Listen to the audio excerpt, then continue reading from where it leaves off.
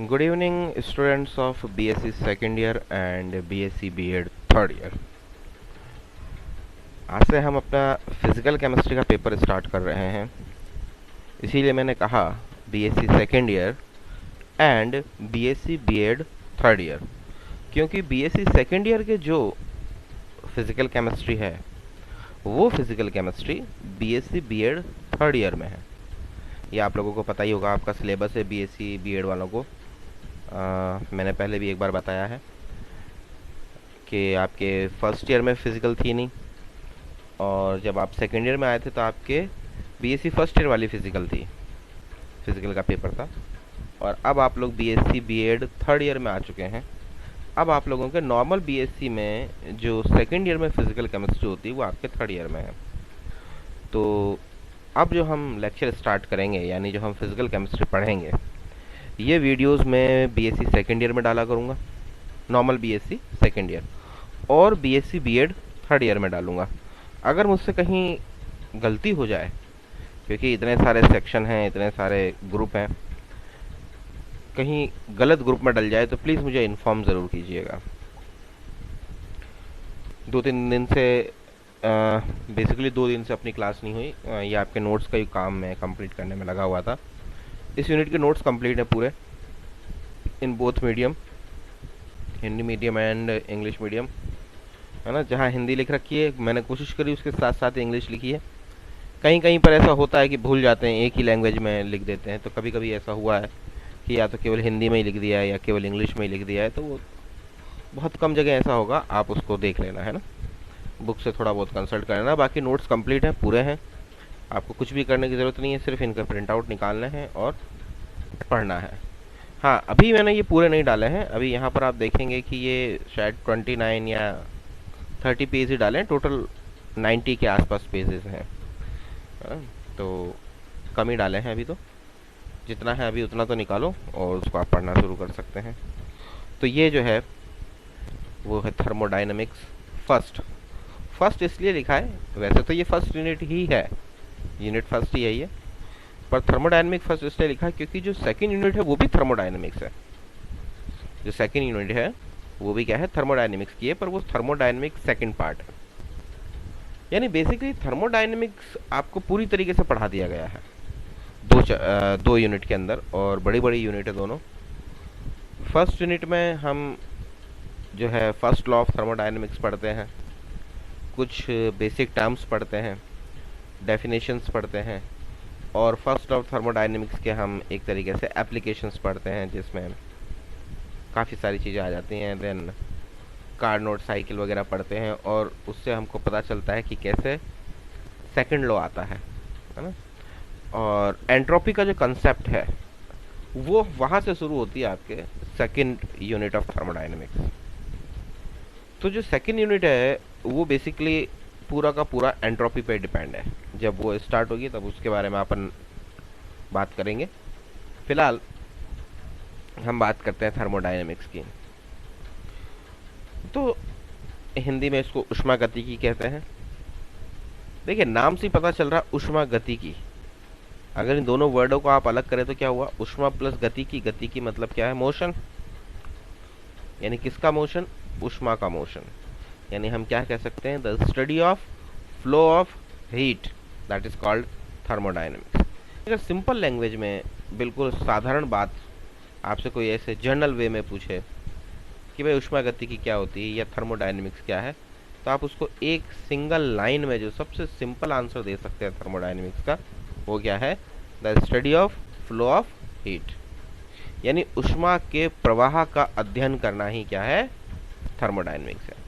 ऊष्मा के प्रवाह, है ना, यानी बहने का, प्रवाह का गुण। और ऊष्मा प्रवाहित होती है, आप जानते हैं। कुछ यूनिवर्सल लॉज भी लगते हैं कि हमेशा जैसे कोई भी चीज़ है वो अधिक से कम की तरफ अपने आप प्रवाहित होती है, जैसे ऊष्मा भी होती है ना। तो फ्लो तो होती है हीट।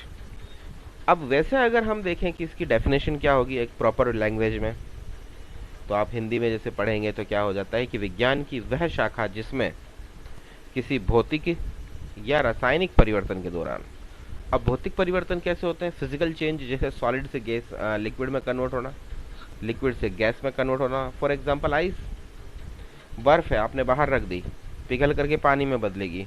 पानी को भी गर्म किया तो वो क्या होगा, जो है बॉयल होएगा, बॉयल होकर किस में कन्वर्ट होगा, वेपर में। तो बर्फ जो है यानी कि आइस जो है वो मेल्ट हुई, उसके लिए भी क्या चाहिए, हीट, टेम्परेचर। तो वो क्या होगा, वाटर में कन्वर्ट हुई। वाटर को वेपर में कन्वर्ट किया, उसके लिए भी क्या चाहिए, हीट, टेम्परेचर, कितना, बॉइलिंग पॉइंट के बराबर। तो भी क्या हुआ, वो आपने हीट दिया, टेम्परेचर दिया। तो ये क्या है, भौतिक परिवर्तन। क्योंकि भौतिक परिवर्तन में क्या होता है कि पदार्थ के जो रासायनिक, हम कह सकते हैं कि उसका जो फॉर्मूला है, उसका जो स्ट्रक्चर है, उसमें कहीं चेंजेस नहीं होते। यानी आप बर्फ में देखें तो भी फॉर्मूला क्या है, H2O, क्योंकि है तो वो वाटर ही है ना, पर सॉलिड वाटर है। लिक्विड फॉर्म में देखें तो भी फॉर्मूला क्या है, H2O, लिक्विड वाटर है। अगर आप वेपर फॉर्म में देखें, भाप के रूप में, तो भी क्या है, उसका फॉर्मूला H2O है। यानी उसकी उसके रासायनिक संगठन, यानी कि हम बात करते हैं उसकी केमिकल कंपोजिशन में किसी प्रकार का कोई चेंज नहीं होता।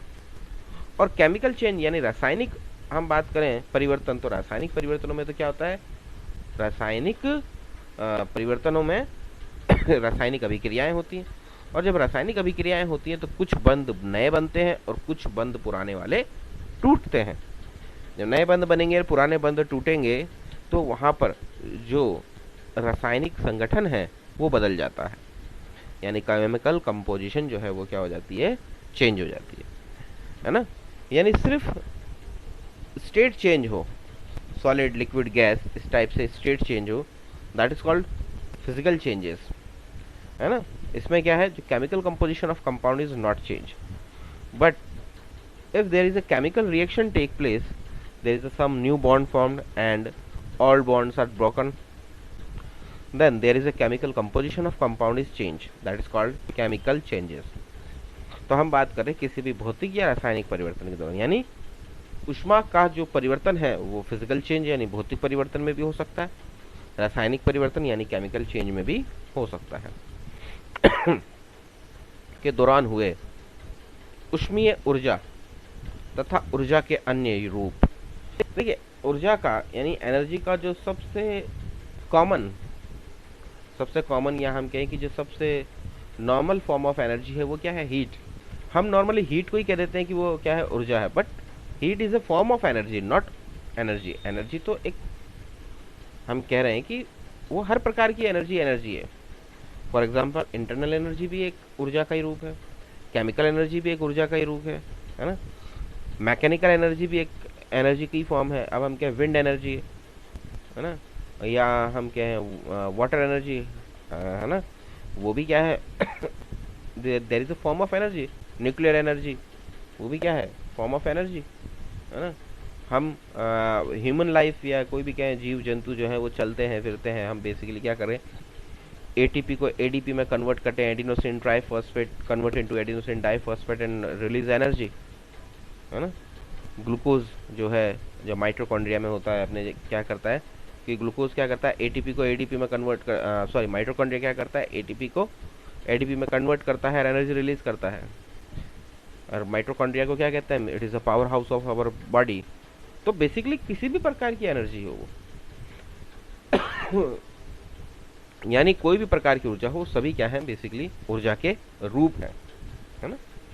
यानी हम यहाँ क्या कह रहे हैं कि भौतिक और रासायनिक परिवर्तन के दौरान हुए ऊष्मीय ऊर्जा यानी हीट एनर्जी और एनर्जी के अन्य रूप यानी ऊर्जा के अन्य रूप, जैसे आंतरिक ऊर्जा, रासायनिक ऊर्जा या यांत्रिक ऊर्जा, कोई भी यानी अन्य रूपों में संबंध का अध्ययन होता है, ऊष्मागतिकी कहलाती है। यानी हम यहाँ क्या कर रहे हैं, एक तो जो एनर्जी एक्सचेंज हो रही है हम वो देख रहे हैं, चाहे वो फिजिकल चेंज हो या केमिकल चेंज। यानी किसी भी फिजिकल चेंज या केमिकल चेंज यानी फिजिकल प्रोसेस या केमिकल रिएक्शन के दौरान किसी भी टाइप की एनर्जी जो चेंज होती है, चाहे वो इंटरनल एनर्जी हो, केमिकल एनर्जी हो, मैकेनिकल एनर्जी हो, किसी भी प्रकार की कोई भी एनर्जी जिनका जो एक दूसरे में कन्वर्ट हो रही हैं, उनका क्या करना, अध्ययन करना, यानी उनकी स्टडी करना, यही क्या है अपने थर्मोडायनेमिक्स है। यानी the branch of science which deals with the quantitative relationship of heat and other form of energy like internal energy, chemical energy, mechanical energy, etc. And comparing chemical and physical changes is called thermodynamics. ठीक है। एक और definition है, वो ये क्या कहती है कि यदि सॉरी मतलब इसके आगे ही है कि यदि यह ऊष्मा प्रवाह किसी रासायनिक अभिक्रिया अथवा रासायनिक पदार्थों के भौतिक परिवर्तन के फलस्वरूप हुआ हो तो इसे रासायनिक ऊष्मागतिकी कहते हैं। अब बात आई कि साहब ऊष्मागतिकी तो चलो समझ में आ गया कि हम कह रहे हैं द एक्सचेंज ऑफ एनर्जीज, यानी हम सिंपल सी बात कह रहे हैं कि the flow of heat that is called thermodynamics, या हम कहेंगे थर्मोडायनेमिक्स में हम क्या पढ़ते हैं। तो सिंपल सी बात है कि जो एनर्जीज हैं दुनिया में, इतने प्रकार की ऊर्जाएं हैं, उन ऊर्जाओं का यानी उन एनर्जीज का एक दूसरे में परिवर्तन, वही हम स्टडी करते हैं basically. For example nuclear energy को इलेक्ट्रिक एनर्जी में कन्वर्ट किया, है ना, हाइड्रोलिक एनर्जी को इलेक्ट्रिक एनर्जी में कन्वर्ट किया, विंड एनर्जी को इलेक्ट्रिक एनर्जी में कन्वर्ट किया, इवन सोलर एनर्जी को भी हम क्या कर रहे हैं, इलेक्ट्रिक एनर्जी में कन्वर्ट कर रहे हैं, सोलर प्लांट लगाते हैं, है ना। और आपको मालूम है जितने भी जो पावर प्लांट है उन सब में क्या किया जा रहा है, बिजली उत्पादन करते हैं, तो वहाँ हम कर क्या रहे हैं, बेसिकली एनर्जी को कन्वर्ट कर रहे हैं एक फॉर्म से दूसरी फॉर्म में। तो one form of energy to convert into other form of energy, the study of branch in which one form of energy convert into other form of energy, that is called thermodynamics. यानी जिसमें हम एक ऊर्जा के एक रूप का दूसरे रूप में रूपांतरण का अध्ययन करते हैं, वही क्या है, अपनी ऊष्मागतिकी है। तो बात ये आई कि साहब ये सारी बातें जो हमने करी, मैकेनिकल एनर्जी, इलेक्ट्रिकल एनर्जी, है ना, न्यूक्लियर एनर्जी, हीट एनर्जी, कि सर ये सब तो हम फिजिक्स में पढ़ते हैं, केमिस्ट्री में क्या काम आया। बच्चों के मन में आ सकता ना, अभी फिजिक्स वाले जो बच्चे ये लेक्चर सुन रहे होंगे वो राजी होंगे कि हाँ यस हम फिजिक्स में पढ़ते हैं ये चीज़ें, तो केमिस्ट्री में क्या काम ऊष्मागतिकी का। बिल्कुल है, क्योंकि जब केमिकल रिएक्शन होती है तो भी हीट इन्वॉल्व होती है। इन्वॉल्व होने का मतलब है या तो हीट रिलीज होती है या हीट गेन होती है।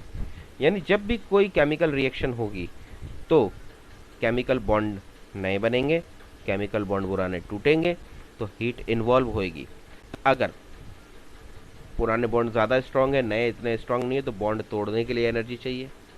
नया बॉन्ड ज़्यादा स्ट्रांग है तो बॉन्ड बनता है तो एनर्जी रिलीज होती है, क्योंकि कंपाउंड स्टेबल होता है और वो ग्राउंड स्टेट में जाता है, तो एनर्जी ज़्यादा रिलीज होती है। यानी रिएक्शन एक्सोथर्मिक भी हो सकती है, एंडोथर्मिक भी हो सकती है। और किसी भी कंपाउंड के जो फिजिकल चेंजेस होते हैं, जैसा मैंने अभी आपको एग्जांपल दिया, ice, water and vapour, they are the physical changes of H2O molecule, यानी वाटर के मॉलिक्यूल का ये फिजिकल चेंज है। तो इस प्रकार के फिजिकल चेंज में भी क्या होती है, एनर्जी इंक्लूड होती है, या हम क्या इन्वॉल्व होती है। It means it is the flow of heat is produced by a chemical reaction. flow of heat जो कि प्रोड्यूस होता है किससे, केमिकल रिएक्शन के थ्रू जो भी हीट प्रोड्यूस हो रही है, और it is done by a physical change, है ना। और फिजिकल चेंज के थ्रू भी ये हो सकती है of chemical compound, then it is called chemical thermodynamics. यानी कहने का मतलब रसायनों के परिवर्तन में, चाहे वो भौतिक परिवर्तन हो या रासायनिक परिवर्तन हो, जब केमिकल्स के किसी भी टाइप के चेंजेस में एनर्जी इन्वॉल्व होती है तो भैया उसको फिजिक्स में नहीं पढ़ेंगे, उसको किस में पढ़ते हैं, केमिस्ट्री में ही पढ़ते हैं, और उसको हम क्या बोलते हैं, केमिकल थर्मोडायनेमिक्स बोलते हैं। आपने देखा होगा आपके चैप्टर का नाम जो है वो थर्मोडायनेमिक्स है, केमिकल थर्मोडायनेमिक्स नहीं है। तो हम काफ़ी हद तक यहाँ पर जो है दूसरे चेंजेस की भी बात करेंगे। पहले इस चैप्टर, इस यूनिट के अंदर केमिकल थर्मोडायनेमिक्स भी जो है इंक्लूड हुआ करता था, जो बाद में कम कर दिया थोड़ा सिलेबस, काफ़ी साल पहले की बात है।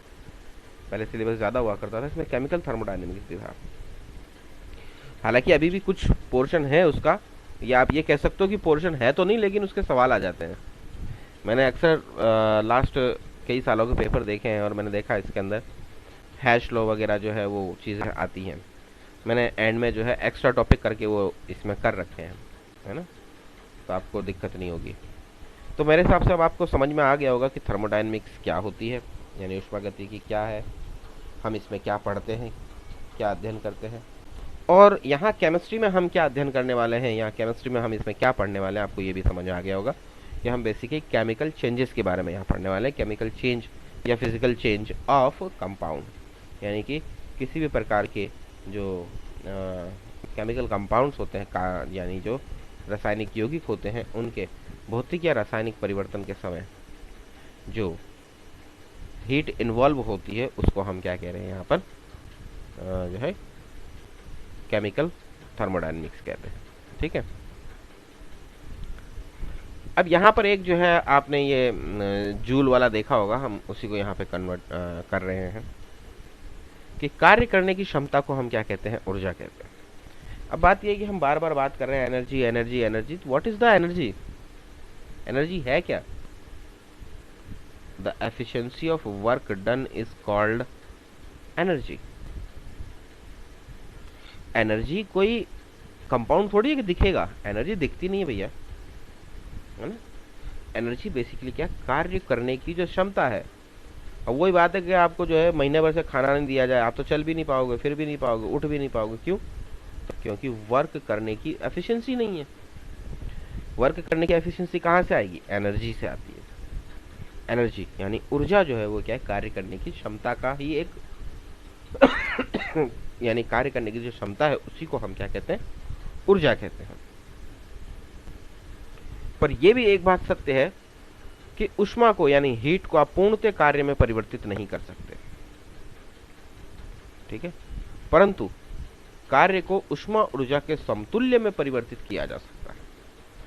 देखो, एक ये बहुत बड़ा यूनिवर्सल फैक्ट है कि हम जब भी किसी भी फॉर्म ऑफ एनर्जी को दूसरी फॉर्म ऑफ एनर्जी में कन्वर्ट करते हैं तो वो कभी 100% चेंज नहीं होता या 100% कन्वर्ट नहीं होता। वहाँ पे एनर्जी का लॉस होता है in the form of heat, ठीक है। और जब हम बात हीट की करें तो हीट को भी हम कहते हैं कि हीट को हम कभी भी जो है कंप्लीट वर्क में कन्वर्ट नहीं कर सकते। फॉर एग्जांपल, अपन ने जो है खाना खाया, अपने को ऊर्जा मिली और अपन ने क्या किया, काम किया। जब अपन काम करते हैं तो आपने देखा होगा कि अपन किसी भी प्रकार का कोई भी वर्क करें अपने को पसीना भी आता है साथ में, यानी ये हो क्या रहा है, बेसिकली लॉस ऑफ एनर्जी।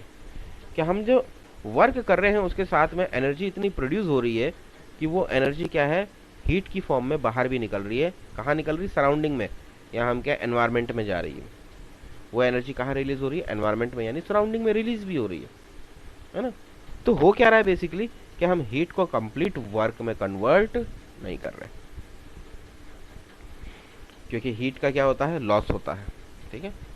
लेकिन हम क्या कर सकते हैं कि कार्य को, जो हमने वर्क किया है उसको हीट एनर्जी यानी ऊष्मा ऊर्जा के इक्विवेलेंट के रूप में क्या कर सकते हैं, कन्वर्ट कर सकते हैं। The efficiency of work done is called energy. We know that the heat can not completely convert into work, but work can convert it into equivalent of heat energy। और वो कैसे होता है? वो किसने किया था? जूल ने किया था। कि जूल ने ये सिद्ध किया था कि किए गए यांत्रिक कार्य का परिणाम, यानी किसी भी मैकेनिकल वर्क का जो परिणाम है, यानी वर्क डन जो है, इससे उत्पन्न ऊष्मा, इससे यानी जो भी आप कार्य करोगे उससे जो उत्पन्न ऊष्मा है, यानी ऊष्मा का जो परिमाण है, यानी magnitude of heat, that is called H, के समानुपाती होता है। यानी joule prove that the result of mechanical work, यानी आपने कोई भी मैकेनिकल वर्क किया है तो उसका जो रिजल्टेंट है, यानी उसका जो वर्क है W, it is directly proportional to the magnitude of its producing energy. यानी कि हम क्या कहते हैं, उसको जो प्रोड्यूस एनर्जी है उसके क्या होता है, डायरेक्टली प्रोपोर्शनल होता है। यानी W is directly proportional to the H। जब यहाँ समानुपाती का निशान या चिन्ह हटता है तो क्या आता है, समानुपाती स्थिरांक आता है, एंड वो लिखते हैं हम J, and J is the mechanical equivalent of heat, यानी इसे हम कहते हैं ऊष्मा का यांत्रिक तुल्यांक होता है। और H की वैल्यू अगर 1 है, 1 मतलब 1 कैलोरी है, then W is equal to H हो जाता है। देखिए, अगर J का मान 1 कैलोरी है तो W is equal to H हो जाता है। इसका मतलब क्या हुआ इसका मतलब यह है कि एक कैलोरी ऊर्जा उत्पन्न करने के लिए किए गए कार्य का परिणाम जो है वो क्या है, ये रहा।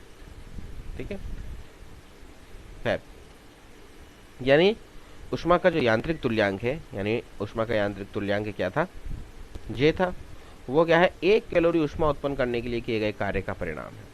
1 कैलोरी ऊष्मा उत्पन्न करने के लिए किए गए कार्य यानी W वर्क का परिणाम है। ठीक है, W इजिकल टू क्या हो गया, एक सेकंड, Z इजिकल टू जब 1 होगा तो W इजिकल टू H हो जाएगा। ये सॉरी, ये याद है कि गलत लिखा है मैंने ना, गलती हो गई है, इसको ठीक नहीं, एक सेकंड, हाँ ठीक है, सही है, फिर तो सही है। H इजिकल टू 1 है, अगर H की वैल्यू अगर 1 कैलोरी है तो हम कह रहे हैं कि ऊष्मा का जो यांत्रिक तुल्यांक है यानी J जो है वो क्या है, बेसिकली 1 कैलोरी हीट, H मतलब हीट, यानी 1 कैलोरी हीट उत्पन्न करने के लिए किए गए कार्य का परिणाम है।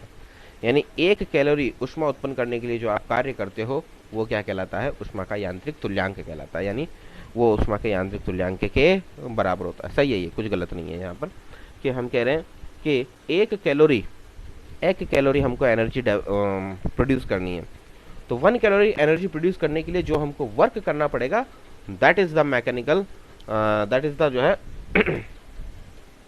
मैकेनिकल इक्विवेलेंट ऑफ हीट, यानी वो ऊष्मा का यांत्रिक तुल्यांक कहलाएगा 1 कैलोरी ऊष्मा उत्पन्न करने के लिए। अब 1 कैलोरी ऊष्मा उत्पन्न करनी है हमको, तो उसके लिए जितना कार्य करना पड़ेगा, जितना वर्क करना पड़ेगा, वो वर्क ही W यानी कि जो कार्य करना पड़ेगा वो ही क्या है, इसका यांत्रिक तुल्यांक है। ठीक है, it means the mechanical equivalent of heat is the result of work which is done for production of 1 calorie heat। और आप जानते हैं कि 1 कैलोरी का मतलब कितना होता है, 4.184 जूल। यानी हमने कहा अभी कि 1 कैलोरी ऊर्जा उत्पन्न करने के लिए, है ना, यानी 1 कैलोरी ऊष्मा हीट, 1 कैलोरी ऊष्मा उत्पन्न करने के लिए जितना कार्य किया वो क्या है, ऊष्मा के यांत्रिक तुल्यांक के बराबर है। तो 1 कैलोरी का मतलब क्या, अगर और आसान शब्द में समझोगे साहब 1 कैलोरी होती कितनी है, तो साहब ये इतनी होती है 4.184 जूल। यानी कि एक तरीके से 4.184 जूल जो है हीट डेवलप करने के लिए, 4.184 जूल हीट डेवलप करने के लिए आपको जितना वर्क करना पड़ा वो उसके यांत्रिक तुल्यांक के बराबर है। ठीक है, आर्ग में भी इसको कन्वर्ट कर सकते हैं। इसके बाद में यहाँ पर कुछ जो है डेफिनेशंस हैं जो हमको पढ़नी है। ये डेफिनेशंस क्या है, बेसिकली जो है सिंपल टर्म्स हैं जो थर्मोडायनामिक टर्म्स कहलाती हैं। क्योंकि मैंने आपको अभी बताया कि अपने इस सिलेबस में थर्मोडायनामिक्स की 2 यूनिट है, तो उन दोनों यूनिट्स में कुछ टर्म्स ऐसी हैं जो काम आती हैं, जिनको हम यहाँ फर्स्ट यूनिट में पढ़ लेंगे, बार बार नहीं पढ़ेंगे। और जब ये टर्म्स यूज़ आएंगी तो हम इनको डायरेक्ट नाम यूज़ लेंगे, यानी कि डायरेक्ट वर्ड जो है वो यूज़ करेंगे, पर वहाँ पर हम बार बार ये एक्सप्लेन नहीं करेंगे कि क्या होती हैं। तो इन टर्म्स को जो है हम ऑलरेडी पहले ही डिफाइन कर लेते हैं। ये एक तरीके से वोकैबुलरी है थर्मोडायनेमिक्स की, है ना, थर्मोडायनेमिक्स की ये वोकैबुलरी है कि भाई कुछ वर्ड ऐसे हैं जो थर्मोडायनेमिक्स में काम आते हैं स्पेशली अलग से, उन वर्ड्स को हम यहाँ पर जानने की कोशिश कर रहे हैं कि वो वर्ड्स क्या क्या है। For example system, what is the meaning of system. अब सिस्टम तो वैसे आप इंग्लिश में जानते हैं सिस्टम हम किसको कह रहे हैं, है ना, पर थर्मोडायनेमिक्स में सिस्टम का मतलब क्या है, जिसको हम हिंदी में बोलते हैं तंत्र, यानी कि यूनिवर्स का वो पार्ट जिसको हमने स्टडी के लिए चुना है, यानी जिसके ऊपर हम स्टडी कर रहे हैं, वो हमारा क्या है, सिस्टम है। और उसके अलावा बाकी का पूरा यूनिवर्स उसका क्या कहलाएगा, सराउंडिंग कहलाएगा, जिससे वो सिस्टम काल्पनिक सीमाओं द्वारा, यानी कि इमेजिनरी बाउंड्रीज द्वारा, या फिर रियल बाउंड्रीज द्वारा अलग हो। रियल बाउंड्री से भी अलग हो सकता है या फिर इमेजिनरी बाउंड्री से भी अलग हो सकता है, वो क्या है, सिस्टम है। अभी भी समझ नहीं आया साहब क्या होता है सिस्टम बच्चों के, तो अब देखिए क्या है, जैसे फॉर एग्जांपल आप लैब में वर्क कर रहे हैं, आप टेस्ट ट्यूब के अंदर काम कर रहे हैं, तो वो जो टेस्ट ट्यूब है और उस टेस्ट ट्यूब के अंदर जो मटेरियल है, जो कंपाउंड है, दैट इज योर सिस्टम। सिर्फ वही आपका सिस्टम है। आ रही बात समझ में? वो आपका क्या है? सिस्टम है, यानी वो आपका तंत्र है, वो निकाय है, क्योंकि आपने उस चीज को चुना है अध्ययन करने के लिए, यानी स्टडी करने के लिए। तो वही आपका सिस्टम है बस। आई बात समझ? उसके अलावा पूरा यूनिवर्स उस सिस्टम का क्या है? सराउंडिंग है, जो उस सिस्टम से इमेजिनरी वॉल्स के थ्रू अलग हो सकता है, यानी कि काल्पनिक सीमाओं से अलग हो सकता है, या फिर हम कहें कि रियल बाउंड्रीज यानी कि वास्तविक सीमाओं से अलग हो सकता है। अगर हम किसी बीकर के अंदर वर्क कर रहे हैं तो हम देख रहे हैं कि वो उससे क्या रियल बाउंड्रीज के थ्रू अलग हो रहा है, क्योंकि बीकर की क्या है? बाउंड्रीज है। बीकर की क्या हो रही है? बाउंड्रीज है। तो वो एक रियल बाउंड्रीज के थ्रू क्या हो रहा है? बाकी के यूनिवर्स से अलग हो रहा है। लेकिन अगर हम बात करें कि साहब जोधपुर के एनवायरनमेंट की, तब के जोधपुर का एनवायरनमेंट यानी यहाँ की एयर की बात करें कि यहाँ की एयर में कितना पोल्यूशन है, ये वो, तो जोधपुर का जो एनवायरनमेंट है वो क्या हो गया? हमारा सिस्टम। लेकिन अब ये जोधपुर का जो एनवायरनमेंट है ये ऑल ओवर वर्ल्ड के एनवायरनमेंट से हम क्या मान रहे हैं? इसको अलग मान रहे हैं। लेकिन वहाँ पर हम यहाँ कोई रियल बाउंड्रीज नहीं लगा सकते। ऐसा थोड़ी हम दीवारें खड़ी कर देंगे कि साहब इतना ही जोधपुर का एनवायरनमेंट है, बाहर का नहीं है। तो वहाँ हमको क्या मानना पड़ेगा? कुछ इमेजिनरी बाउंड्रीज माननी पड़ेंगी। हमें ये मानना पड़ेगा कि हाँ, यहाँ तक जोधपुर का है एनवायरनमेंट, इसके आगे का जोधपुर का नहीं है, कि इतने किलोमीटर का एनवायरनमेंट जोधपुर का है। तो वहाँ क्या माननी पड़ेंगी? हमको इमेजिनरी बाउंड्रीज माननी पड़ेंगी, है ना? तो काल्पनिक सीमाएं भी हो सकती हैं और रियल यानी वास्तविक सीमाएं तो हो ही सकती हैं। It means the part of universe which is under investigation is an experiment and which can be separated by real or imaginary boundaries from the rest of the universe is called the system. वो system क्या है? हमको system कहलाता है।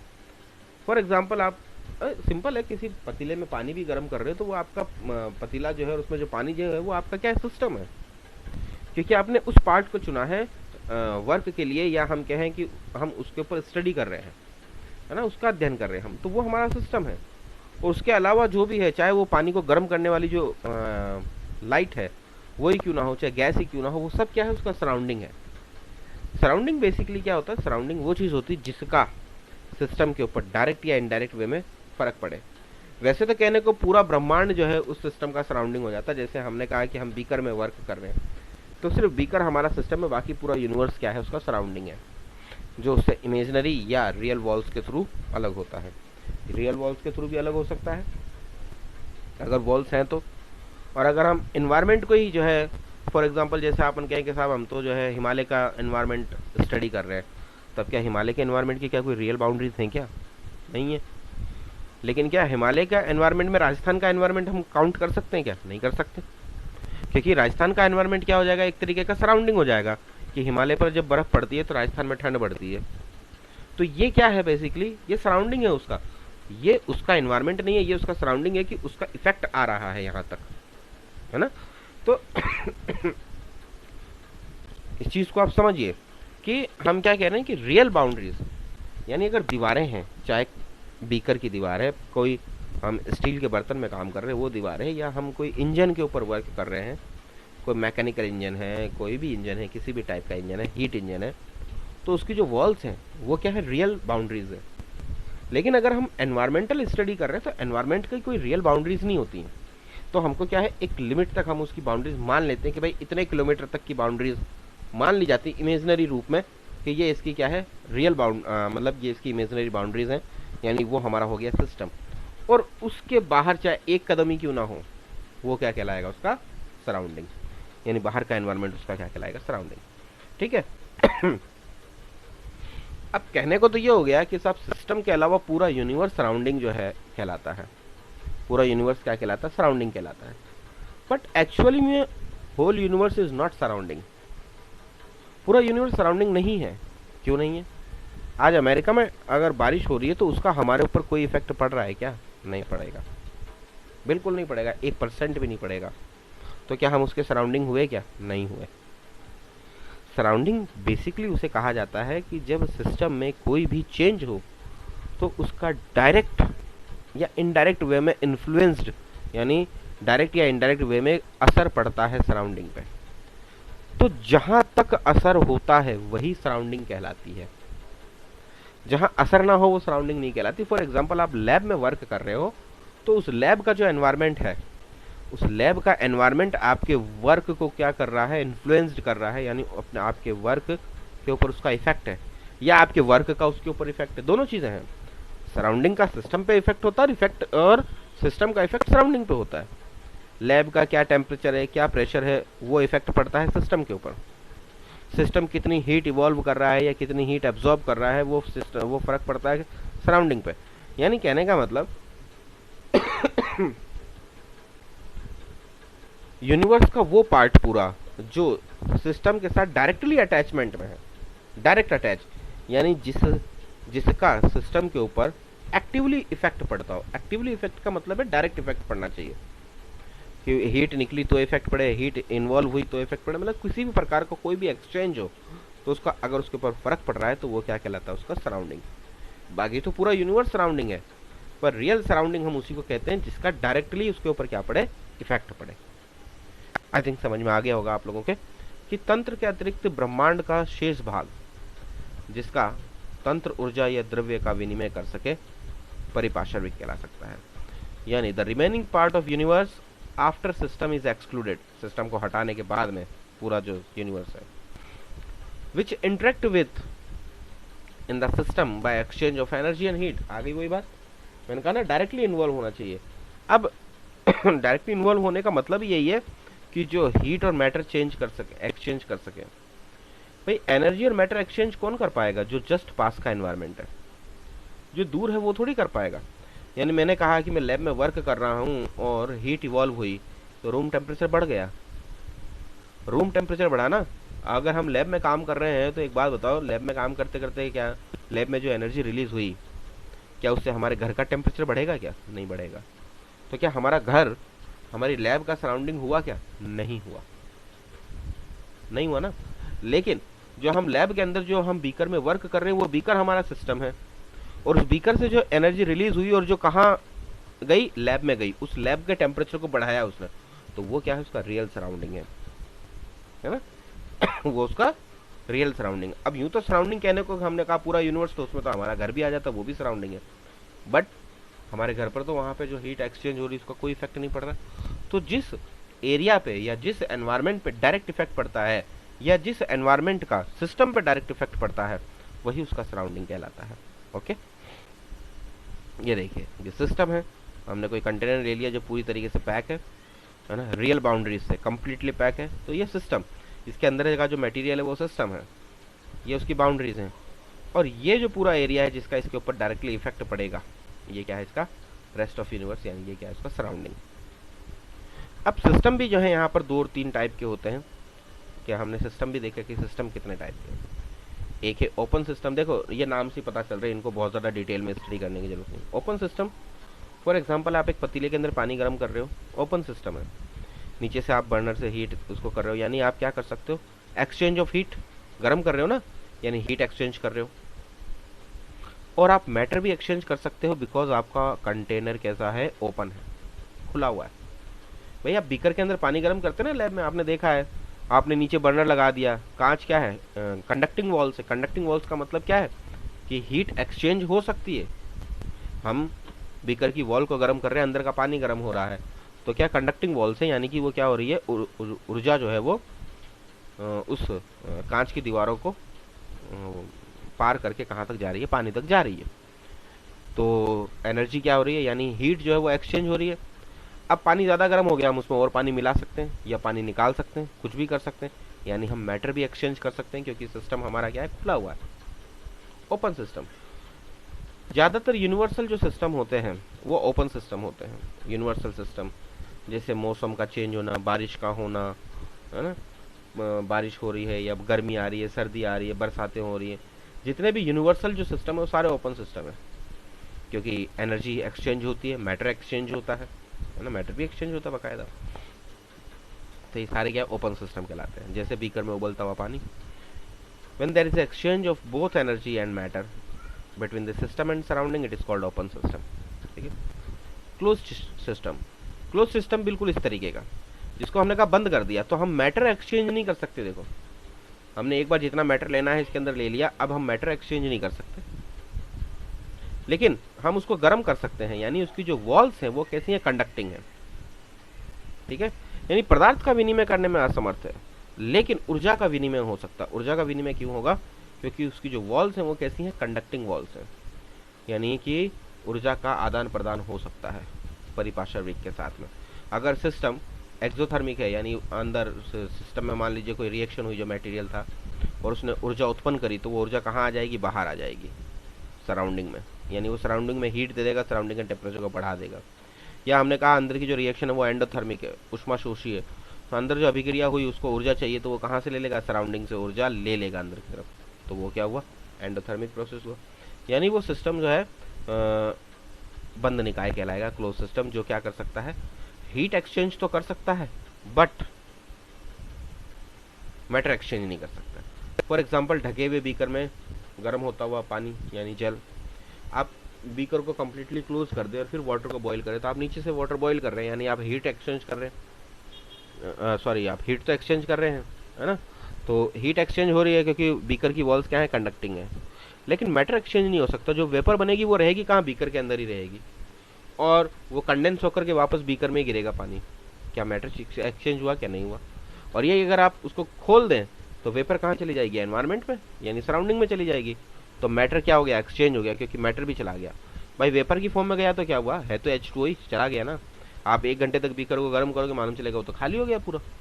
और अगर पूरा बंद करने के बाद आप कितनी भी देर गर्म कर लो, जितना मटेरियल था उतना का उतना ही रहेगा, कम नहीं होगा, है ना। तो इस टाइप का सिस्टम क्या कहलाता है, क्लोज कंटेनर, यानी बंद निकाय। In when only exchange of heat is possible between system and surrounding but exchange of matter does not take place, it is called close system, ठीक है। देन उसके बाद में आता है विलगित या रोधित निकाय, ठीक है, आइसोलेट सिस्टम या इंसुलेटेड सिस्टम। अभी तक हमने कहा था, पहले हमने कहा कि मैटर भी एक्सचेंज हो सकता है, एनर्जी भी एक्सचेंज हो सकती है, ओपन सिस्टम। सेकंड हमने कहा कि मैटर एक्सचेंज नहीं करेंगे, सिर्फ एनर्जी एक्सचेंज हो सकती है, that is called closed system. अब तीसरा है जिसमें हम कह रहे हैं ना तो मैटर एक्सचेंज होगा और ना ही एनर्जी एक्सचेंज होगी, that is called isolated system. यानी सिस्टम की जो वॉल्स हैं, जो दीवारें हैं, वो कंडक्टिंग मटेरियल की नहीं है, वो कैसी हैं, इंसुलेटिंग मटेरियल की हैं। इंसुलेटिंग मटेरियल मतलब कि जो उष्मा का आदान प्रदान ना करे सराउंडिंग के साथ में, उसको क्या कहेंगे हम, विलगित निकाय। यानी बेसिकली वो निकाय क्या हो गया, यूनिवर्स से बिल्कुल अलग हो गया, क्योंकि यूनिवर्स से, पूरे ब्रह्मांड से उसका कोई लेना देना नहीं है। ना तो वो ब्रह्मांड में ऊर्जा दे रहा है, ना ऊर्जा ले रहा है, ना पदार्थ एक्सचेंज कर रहा है, ना एनर्जी एक्सचेंज कर रहा है, यानी वो यूनिवर्स से अलग हो गया। और ऐसे सिस्टम आपने देखे हुए हैं, आपके घरों में है। आपको याद होगा अपने घरों में एक थर्मस जरूर होता है, दूध गर्म रखने वाला, पानी गर्म रखने वाला, चाय गर्म रखने वाला एक थर्मस होता है। वो काफ़ी हद तक आपको मालूम है इंसुलेटेड सिस्टम होता है, उसमें काफ़ी देर तक चीज़ गर्म रहती है। देखिए वो 100% नहीं होता, क्योंकि ये बात मैंने आपको पहले भी कह दी कि आप 100% एनर्जी को वर्क में कन्वर्ट नहीं कर सकते, हीट की फॉर्म में लॉस तो होगा, है ना। तो लॉस होता है, धीरे धीरे धीरे धीरे उसमें से हीट निकलती जाती है, पर 2 घंटे 4 घंटे बाद उसमें खाना जो है, या खाना रखने वाले जो टिफ़िन होते हैं, गर्म खाना रखने वाले, वो भी इसी का एक एग्जाम्पल है कि कुछ देर बाद क्या हो जाते हैं, वो ठंडे हो जाते हैं। उसका एक कारण और है कि वो 100% क्लोज्ड भी नहीं होते हैं। आपको मालूम है उसका ढक्कन होता है, हम खोल सकते हैं, बंद कर सकते हैं मटेरियल रखने के लिए, तो वो 100% क्लोज सिस्टम भी नहीं है ना। जब अगर उसको आप पूरा पैक कर दें तो फिर वो है कि ना तो उसमें से कुछ निकाला जा सकता है, ना उसमें कुछ डाला जा सकता है। अब मान लीजिए आपने थर्मस में दूध गर्म करके रख दिया और उसको सील कर दिया, तो क्या उस दूध को अपन यूज़ कर पाएंगे, क्या नहीं कर पाएंगे ना। तो इसलिए हम ऐसे सिस्टम जो है अपने काम का नहीं है, बट काफ़ी हद तक वो एक इंसुलेटेड सिस्टम है, क्योंकि बहुत देर तक वो क्या कर रहा है, जो अभी आपने उसके अंदर मटेरियल रखा है उसके टेम्परेचर को मेंटेन रख रहा है। क्यों रख रहा है, क्योंकि उसका एनवायरनमेंट के साथ में कोई कॉन्टैक्ट नहीं है, ना तो वो एनवायरनमेंट से एनर्जी ले रहा है, ना ही एनवायरनमेंट में एनर्जी रिलीज कर रहा है। मैटर तो एक बार आपने जो डाल दिया वो था मैटर, ना तो मैटर एक्सचेंज हुआ, ना एनर्जी एक्सचेंज हुई, तो ऐसा सिस्टम क्या कहलाता है, आइसोलेटेड या इंसुलेटेड सिस्टम कहलाता है। यानी वो निकाय जो अपने परिपार्श्विक से ऊर्जा और पदार्थ दोनों में से किसी का भी क्या ना करे, विनिमय करने में असमर्थ हो, विलगित निकाय कहलाता है। When there is no exchange of energy or matter between the system and surrounding, the system is called isolated. ठीक है। Hot milk placed in A thermos flask which is closed. देखिए ये ओपन सिस्टम है, matter energy दोनों exchange हो सकती है। ये क्लोज सिस्टम है जिसमें मैटर पे क्रॉस लगा रखा है, यानी मैटर एक्सचेंज नहीं हो सकता बट एनर्जी एक्सचेंज हो सकती है, बिकॉज उसकी जो वॉल्स हैं वो कैसी कंडक्टिंग। ये रहा इंसुलेटेड। इंसुलेटेड में आप देखेंगे वॉल्स, देखिए डबल ट्रिपल लेयर वॉल्स हैं जो कि क्या है, इंसुलेटेड मटेरियल की हैं, जो नहीं क्या नहीं कर सकती, नो एक्सचेंज ऑफ हीट। यहाँ एक्सचेंज ऑफ हीट नहीं है, नो एक्सचेंज ऑफ मैटर, यानी मैटर भी एक्सचेंज नहीं है, ना मैटर एक्सचेंज होगा ना एनर्जी एक्सचेंज होगी। That is called insulated system या आइसोलेटेड सिस्टम। आई थिंक आपको सिस्टम समझ में आ गए होंगे सारे, ठीक है। इसके बाद में हम बात करें कंपोजिशन के बेसिस पे भी सिस्टम को दो पार्ट में डिवाइड किया गया है, होमोजीनियस एंड हेट्रोजीनियस सिस्टम। ये अब हम स्टडी करेंगे कल। Okay, thank you.